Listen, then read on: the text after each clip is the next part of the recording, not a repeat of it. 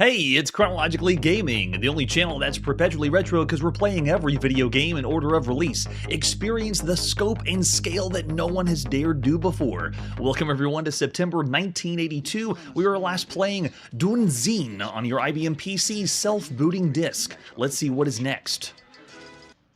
Our next release takes us to the archaic, the antiquated Commodore PET. Well, it technically came out at the same time as the TRS-80, which we still see games for, and the Apple II, but this one you don't see as much on. This is Wasp. This is a pretty obscure one. All we have is a couple screenshots that I could muster up. Let's pop in and play Wasp, or Wasps, by Magic Carpet Software at sometime in September 1982. Technically sometime in the fall of 1982. The only other game we've seen by Magic Carpet Software so far was Vortex, which was kind of cool for the Commodore PET. In a secret canyon around Superstition Mountain exists a grove of large trees. Overhead, a giant wasp nest stir in the breeze. And they cut to the next screen so we can't see the rest of the story. So we move our man with the 4 key and the 6 key. No joysticks here on the Commodore PET. Everything's on the keyboard. Release the balloon with the shift key. Balloons. We're going to fight some wasps with balloons. Okay. And it tells us our points down there in the bottom. There you go. So apparently our objective is to destroy wasps and the nest. We're equipped with poison balloons. I don't believe we've ever used poison balloons here on the show. And our mission is destroy the nests. You ready? Let's go. Keyboard in hand. There we go. Nice. All right, so we're just moving left and right and firing. It's essentially a fixed shooter. Can you tell they're wasps?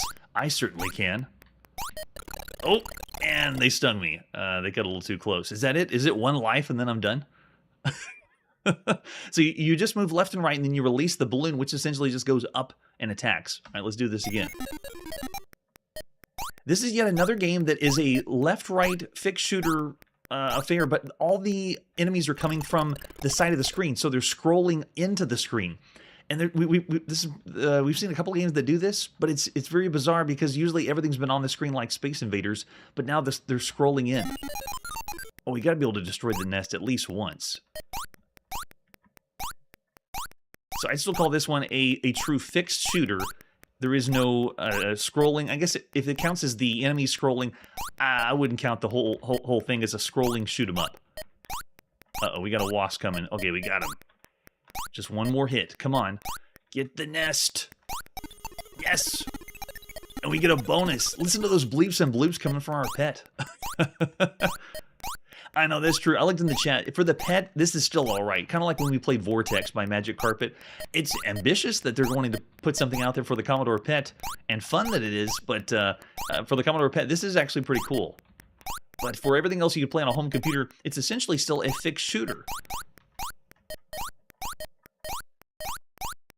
We got a wall of enemies coming at us. Yeah, so gameplay is pretty simple. It's performing very well for the Commodore PET, and it's fun. I mean, the green glow of the Commodore PET's nice. Oh man, we have like 1 pixel left of the nest. I think they counted it. Nice. Oh yeah, I do see the branch wiggling at the top, so that's a nice touch too. There we go. So I've seen Chiptune in the chat throwing out a 3-star rating so far of everything you can play right now. Now, this is all in the show for Wasp because that's pretty much all you get. It's very simple. This is a computer that's still pushing video games released commercially, believe it or not. Most of the ones we see are on the Apple II because obviously it made different iterations of it. And there's plenty of models for the Commodore PET. I'm not going to be as kind. I'm looking over and seeing 2.5 stars. Yeah, general. If you say for the PET, yes, Curtis, I'm with you. I would say above average. This is very well done, programmed well for the PET right now. But for all the games you can play right now on a home computer, it's subpar. Well, we're still around the average range. 2.5 stars. I would give Wasp of everything you can play across the gamut of all home computers. Still a fun time, though. All right, so let's see what our next title is. We're next going to the Atari home computer to play Wayout. Not Far Out, Wayout. Never heard of this one. Let's check it out together. Starting with the box. It's another one by Serious Software. Sweet. So Serious Software, this is our 30th game by them, including all the ones that are out for the Atari VCS. So this is, you only need 32K, and you have to have a disc drive. Everything I've found only has the disc version of this. Look at the front of this box. Someone dressed up as a clown and posed for this, and he's wearing Wayout glasses. Was there a Wayout craze that I wasn't aware of in 1982? But anyway, it's a freaking psychedelic front of the box. Step right up, step right up. He'll be brave enough to take on this compass and map maker and walk into the maze. You will? Good. Now just lock the door here and you can find your way out. If you do, you got 25 other mazes for you to try, all in 3D. Not that we're going to use any 3D glasses here. This is just from the perspective of 3D. So 26 incredible journeys. You have a compass and a map that travels to the bottom of the screen, and we just got to make our way out. So it's yet another 3D maze of the 3D maze craze that is 1982. What else do we have for Way Out besides the box? Oh, magazine ad. Oh, it's in German, but it still describes all the things that Serious Software has brought to us on IBM PC, Atari, Commodore, the Apple, and I think they have the 2600. I don't see the 2600 there. And we also have a comic, which is based on the game, because we'll be playing as a clown in the game. I know, yes, we're playing as the clown on the front, trying to find our way out. So if you're afraid of clowns, don't worry. There's no clowns in the maze. Nice comic there, very, very cool. And then we have our 5 1/4 floppy disk. We're going to pop into our Atari 800 and 1200. We've already seen a couple games that boast the 1200. Very cool, with an example of the screenshot. And we even have the inside sleeve. After you've opened up the box, this would be on the inside to tell you how to play the game. We have a compass and map maker as our only tools. Your task is to find the shortest way out of the selected maze. You must avoid the mischievous Kleptangle, very interesting name, who will delay your search by stealing your tools. Be sure to take note of the friendly fireflies. Their flight direction will show you the way the wind is blowing and possibly the way out. Very, very bizarre. We're going to be following fireflies throughout the maze? Okay. Assemble the enclosed Way Out protective glasses and put them on, cut out the compass, and point the arrow toward north. Now you're ready to be Way Out.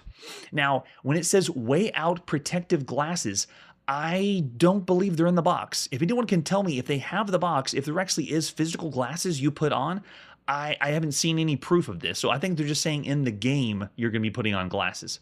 So you put the disc on, boot is normal, and then the viewable area is in front of you in 3D in the upper portion of the maze. The Kleptangle is a playful creature that appears as a spinning rectangle in front and the dark in the back. The closer the Kleptangle, the faster and louder the warning light and sound will fluctuate. If the Kleptangle catches you, it'll steal your compass and your map maker, or both. If your compass is taken, a flashing question mark will appear instead of the arrow of the compass.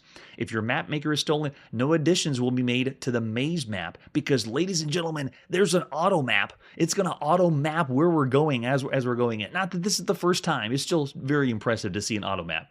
And then the wind, wherever it's present, blows a constant direction and seen by watching fireflies that float by. So there's little bits of light that'll be floating by. I know, it's such a cool idea, right? When you see the door that pulsates from red to black to blue, you'll know you found the way out. Its location will never change. You can go through this maze again and again, and you can make a beeline for the exit, trying to go through faster and faster, because it's going to be marking how many steps you take to get out of the maze. Send a new low score and you can put your initials in too. So there's the controls. If you're playing this on the Atari, which is the version we're going to play first, you have paddle, joystick, and keyboard. We're going to have our Atari VCS joystick in for sure. And then you also have convenience controls here. The start button on your Atari home computer, the option button, and then you can also save different locations. So saving anywhere using the different slots is pretty cool too. And then they also have boot arrows as well. Oh man, are you ready? So this one has an alternate version. Let's pop in and play Way Out. This is by Paul Allen Edelstein, his first game, published by Serious Software at sometime in September 1982. That's right, the Paul Allen Edelstein. I believe later he went on to make Mario Teaches Typing, among other games. That's the only one I can think of right now. But this is his very first one. Too cool. All right, so let's go in. It's going to ask us how we want to play. We got our joystick in. Joystick it is. And we want... Oh, you can pick what kind of mazes you want. So here's the 26 different mazes based on each letter. Let's do it the easiest one. I'm going to do A for the intro maze. Now, here's where it gets interesting. Ready? Look at the maze. Oh my God, this is crazy. And look, there's the fireflies they were talking about. And I can even move. Look at my movement in the maze. Now, the window for this is a little small, but whoa. Is that the exit already? Did we already find the exit? I'm going to go right to the fireflies. I'm bumping into the walls here. Let me through the wind. Oh, is the wind blowing? Is that why I can't go? It is. The wind's blowing me around, so I can't go to the exit. So this one is the easiest maze to navigate. Now, for controls, when you move the joystick left and right, it responds immediately, which is a blow away amazing considering all the other 3D maze games we played. When you move forward, it starts to drift you forward until you hit something.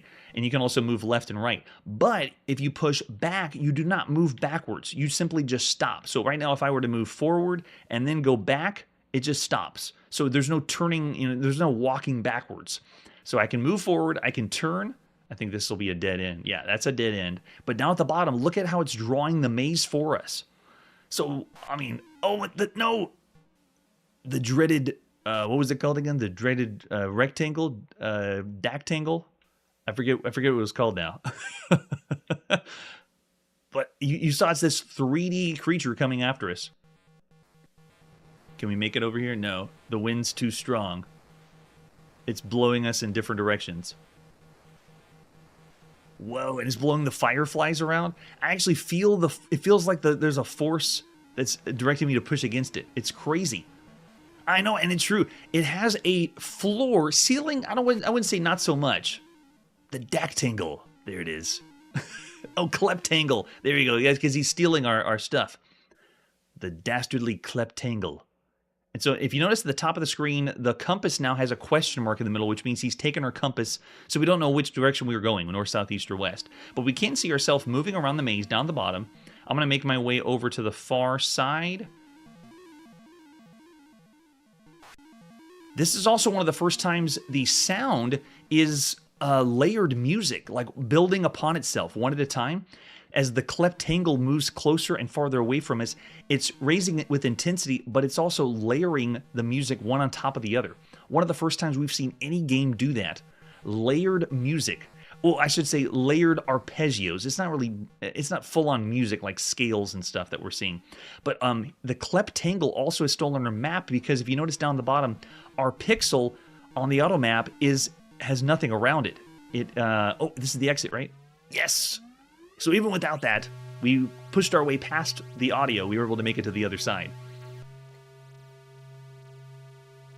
Oh yeah, the audio's turned very well way down because right here on the title, it goes really loud. It cranks up the volume way past anything we've seen so far. I know, yeah, the music's really, really small. As far as technical achievement, though, my goodness, look at the way they're representing the maze. Look how we're moving through the maze. It's blow away amazing. All right, so let's pick a different maze. Let's do downtown. Check it out. I obviously feel like I'm downtown. We got one little firefly there, moving left and right. You can see, look how wide open the space is. Incredible. This is going to be one of the first instances of ray casting used in any video game. I'd be very curious to know how they did the programming. I'm guessing it's ray casting, but I don't have a way to verify that. Yeah, look how open this is. Wow. Look at down the bottom. Look at the auto map drawing in everything that we have. And obviously you can crank the volume up to hear the kleptangle to see if it's getting closer or far away from you. But wow, I had to verify the date on this because I can't believe how good this is compared to the other 3D maze games we've seen. There we go. Oh, okay, I see Obsidian. Gotcha. Yeah, that's true. Oh, wait. I'm going to have to use that next time. Oh, wait, so he just stole our map. So notice the map's flashing, and it's not going to auto-draw the map for us. Let's go back and get it back. If I can not get smashed into the wall. Come back here, you. It's funny that we played maze games that had kind of a horror or scary vibe to it because something's coming after you. But this one, we're purposely chasing the kleptangle to see if we can get him. Go get him. We want our map back. Oh, you smash into the wall. You have a little button there. All right, so let's go back in again. I'll turn the volume up to make it a little bit louder so you can hear the kleptangle coming after us, with hopefully not doing any... All right, there we go. So now let's raise this up just past the beginning. Yeah, and I'm looking in the chat. There's a lot of people referencing games later, and I felt the same way. It does feel like we're playing one of those titles that I've seen in the chat, but this is September 1982. None of those games exist. It's amazing.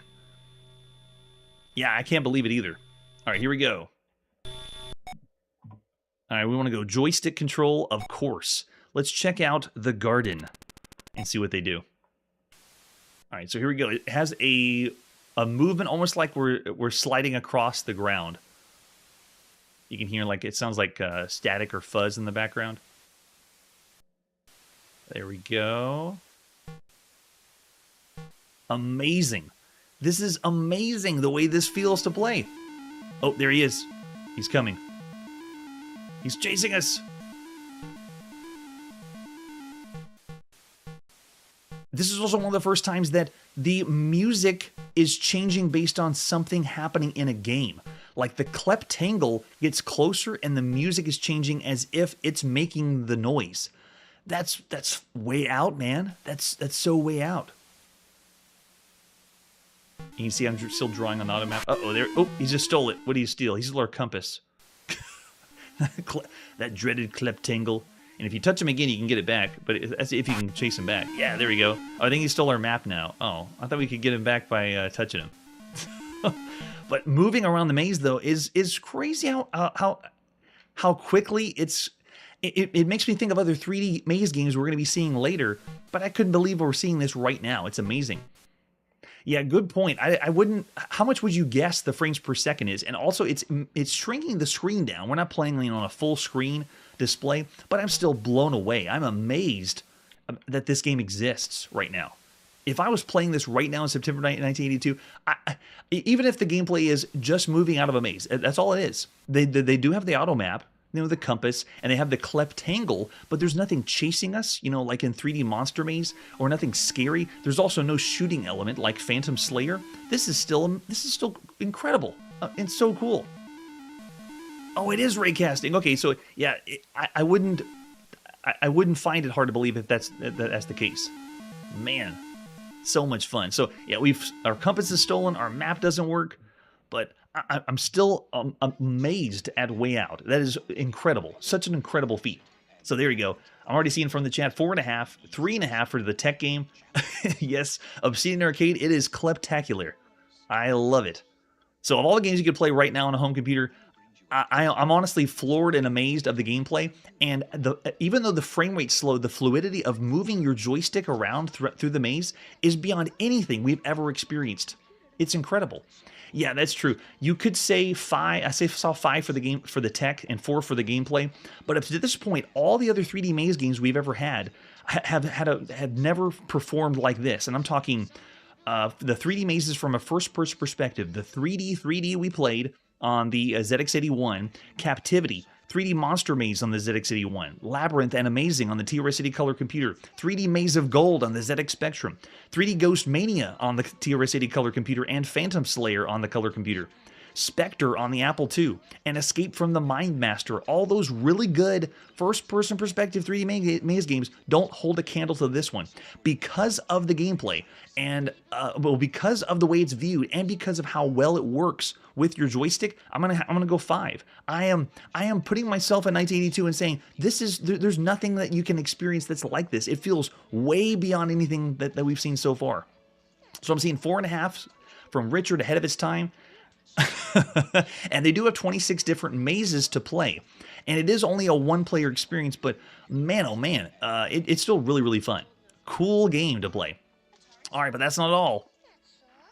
Wayout was also on the Apple II. How did they port the Atari version to the Apple II? Let's check it out. Starting with the box, should look pretty familiar. Looks the same, yeah, Apple II or Apple II Plus, whatever flavor you're playing here.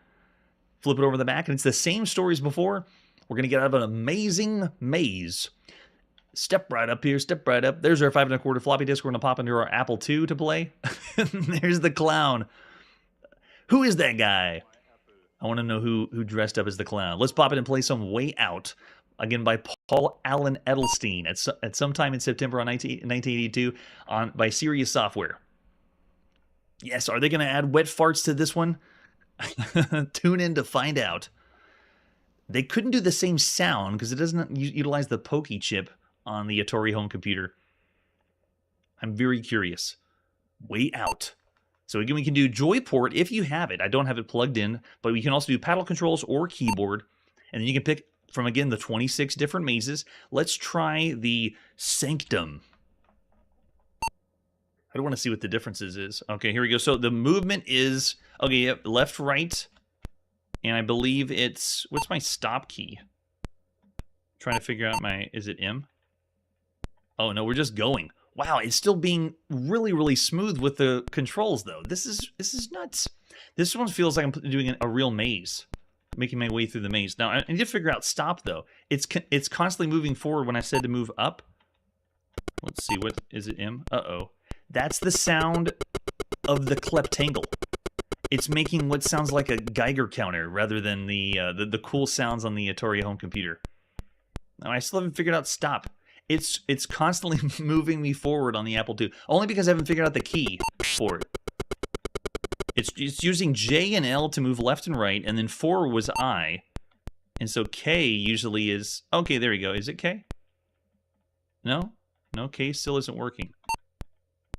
What about slash? No, it's still constantly moving me forward. Still, the fluidity of your movement throughout the maze is so cool. And you do have the freedom to do different controls, keyboard, paddles, or joyport. And that essentially means you're going to be plugging in an Atari joystick to the Apple II, which would definitely be the way to go. Wow, I don't think I make my way out of the maze though. The fireflies are trying to help me. Notice that they change different colors. How did they do this on the Apple II? This is incredible. Yeah, this one doesn't have as much shown on the screen or amazingness as the one on the Apple II. Notice the floor is all black and the ceiling's all black. So they're trying to give you that smooth experience of navigating through the maze.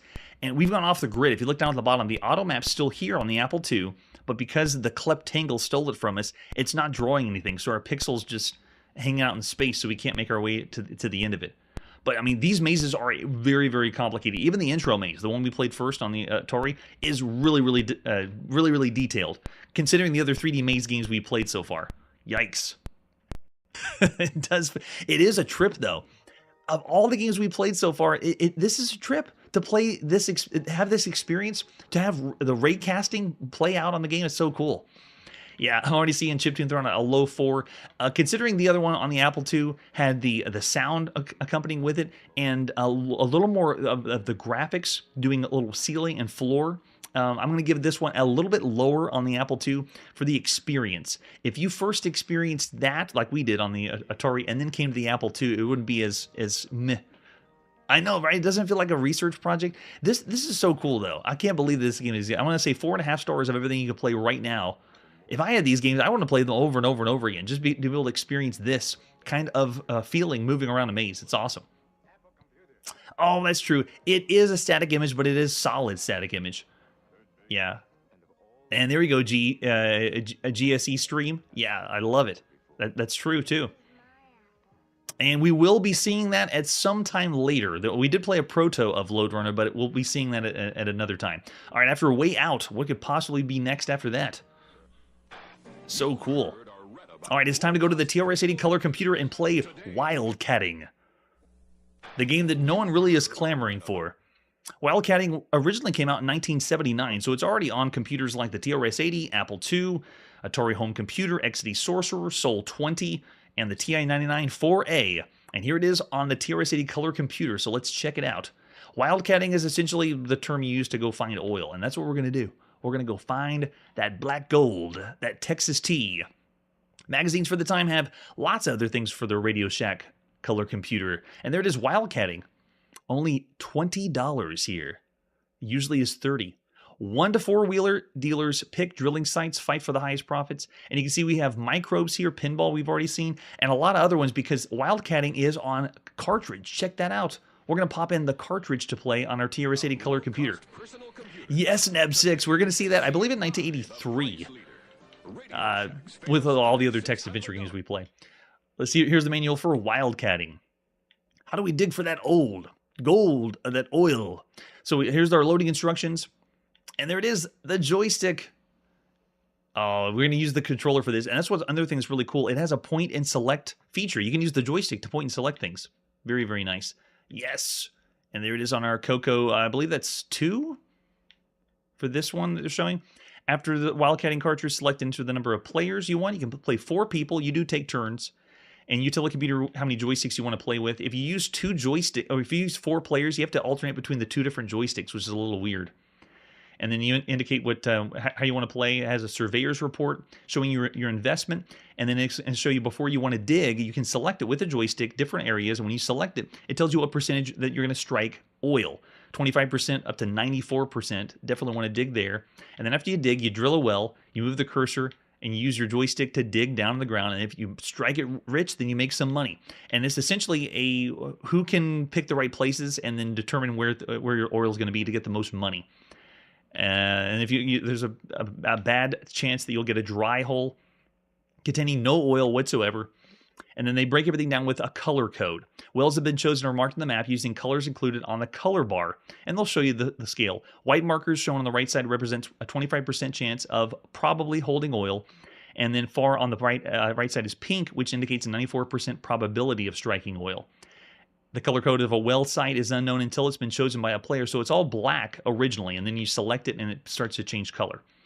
And then you can examine your financial position by how you drill, and then when it's good to sell the oil too. So essentially it's a managerial or business simulator. This one marks our 50th management simulation game, or any game involving a business and managing a business. And if you want to play again, you can. And it has some strategies for winning here in the manual too. So cool. All right, here we go. Let's pop it and play that cartridge, Wildcatting, by Harlow B. Stanley, by the Image Producers, published by Tandy at sometime in September 1982. All right, we're going to go all 4 players today, and everyone's going to be here, including whoever was last in the chat. So after me, last one was Obsidian. I don't know if they'll let me play the... Oh, yeah, let me put the whole thing in. And then after that was Manly, and then before that was Bartow. Does it let me do Bartow, man? Nice. Okay, now I'm going to say no joysticks because I don't want to switch between both, but you can. You can use the joystick to select everything, which is kind of cool. All right, Chrono's up first. All right, now what you do is you have to, I'm using the cursor keys, but you can do the joystick and you select where you think the oil is going to be. I'm just going to try striking it right there. Location is probability 58%. I'll say yes. Let's drill that oil. Look at this. We got a nice graphic display. I'm paying the money to strike it down. Oh, and I picked a dry hole, so no luck there. And then it shows you our stats, or my stats. And the next is Obsidian's up, and then now Obsidian says their pick. Now you see blue is where I drill, or where I drilled. Now Obsidian's going to try, let's try this one. Probability is still 58%. He's going to say no, not there. But that's your turn if you say no. So now it's the next person's turn. Now Manly's up. Manly's going to try drilling way off the grid and seeing if something over here would work. Probability is even lower, 44%. So he's going to go ahead and say yes, because he doesn't want to take his turn and waste it. Dig, dig, dig. Spinning the money, and it was dry too. So no luck there. Lots of randomness when you play the game. It gives you your stats of how much he spent, and it shows how much we're in the hole. I'm down $2,000 right now. So Bartowman's up. He's got to try something different. Notice that it's got even drier, the color coding. So let's go ahead and try something different and go. Bartowman will try way down over here. You got still 58% only. Let's go ahead and say yes. Drill it down. And all you're doing is pushing the button on your joystick or spacebar if you're playing on the keyboard. Oh! Bartowman struck it rich. And got that gold. That black gold. Texas tea. There you go. Nice. How much did you make? Income $1,660. Oh, you can see how much it cost, the taxes and income. So he's still in the whole 800, I believe. Yeah. No, not too bad. He's down 664. All right, so now Chrono's up. If that was a blue chance, then let's try this one. 76% probability. Okay, Chrono's going for this one. Digging down. Oh, nice. Struck it even before going to the very bottom. So it doesn't have to pay as much. Nice. That's right. Gonna move to Beverly Hills. Like Jed Clampett. Nice. So there you go. That's how you play Wildcatting. A little randomness, but a slight strategy, but a really, really fun way to play a management or simulation game without going into too much detail. So really cool. Of all the games you can be playing right now on a home computer, obviously it's been done before since 1979. Yeah, it's time for swimming pools and movie stars.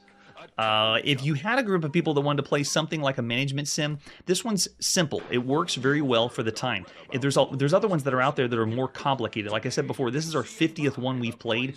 One of the very first ones was Lemonade Stand, and then before that was like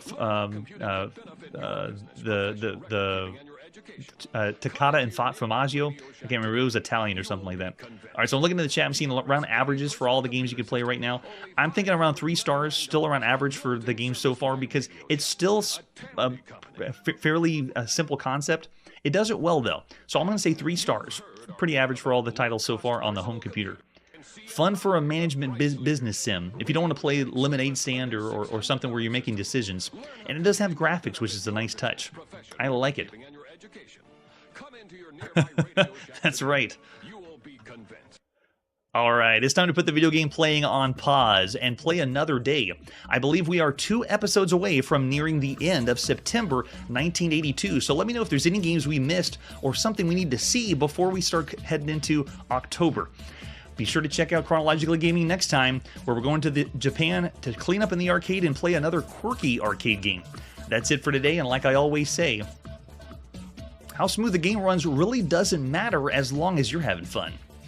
Hey everybody, thanks for checking out the channel and joining me on my quest to play every single video game in order of release. We'll be streaming live every weekday at 9 p.m. Central, so join us and let us know if we missed any games along the way. This video would not be possible without Launchbox, RetroArch, and MAME. Tell all your friends there's some crazy guy named Chronologically Gaming trying to play every single video game. We have links down below that'll send you to places like our Discord and Patreon, and one that says all the video games we've ever played. If you go there, it's a list of everything, and you can click right to the game you want to see. Chronologically Gaming is the name to look for. We are perpetually retro, and we will catch you next time.